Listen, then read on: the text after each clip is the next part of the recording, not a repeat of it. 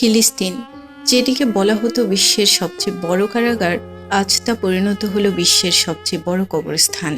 শিশু, বৃদ্ধ, মহিলা, পুরুষ বলে নয়, তাদের অপরাধ, তারা ফিলিস্তিনি। এটি সেই ফিলিস্তিন যেখানে দ্বিতীয় বিশ্বযুদ্ধের সময়ে আশ্রয় পেয়েছিল হিটলারের ইহুদি গণহত্যার হাত থেকে বেঁচে যাওয়া ইহুদিরা।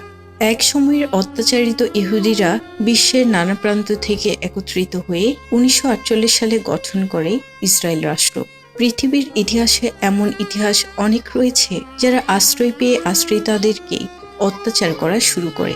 ইসরায়েল যেন এমনই এক রাষ্ট্র যারা ফিলিস্তিনে আশ্রয় পেয়ে প্রথমে তাদের ভূখণ্ডের 55% দখল করে নেয় এবং সময়ের সাথে এতটাই হিংস্র হয়ে ওঠে যে তারা ফিলিস্তিনিদের অত্যাচারে সর্বোচ্চ শক্তি প্রয়োগ করতে থাকে। প্রতিটি ফিলিস্তিনের জন্মই হয় অত্যাচারিত হয়ে বেড়ে ওঠার ভাগ্য নিয়ে। সবশেষে কপালে জোটে নির্মম এক মৃত্যুর ভাগ্য। মুহুর্মুহু বোমা আর গোলাবর্ষণে শুধুমাত্র ঘরবাড়ি নয়, উড়ে যাচ্ছে মানুষের ছিন্নভিন্ন দেহ। পুরো পৃথিবী অবাক বিস্ময়ে তাকিয়ে আছে বর্বরতার এমন নির্মম সব নজির দেখে। মুসলিম বিশ্ব কিংবা অন্যান্য ক্ষমতাধর রাষ্ট্র কারো যেন কিছুই করার নেই। আর হয়তো কিছু সময় বাকি।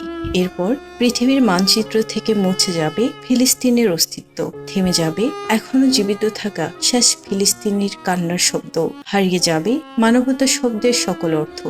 পুরো বিশ্ব আজ নিস্তব্ধ। এমনই এক পৃথিবীতে আমাদের জন্ম, যেখানে মানুষের চেয়েও বড় হয়ে দাঁড়িয়েছে ক্ষমতা আর শক্তির প্রদর্শন। এ পাপের বোঝা আমাদের বয়ে নিয়ে যাবে ধ্বংসের দিকে।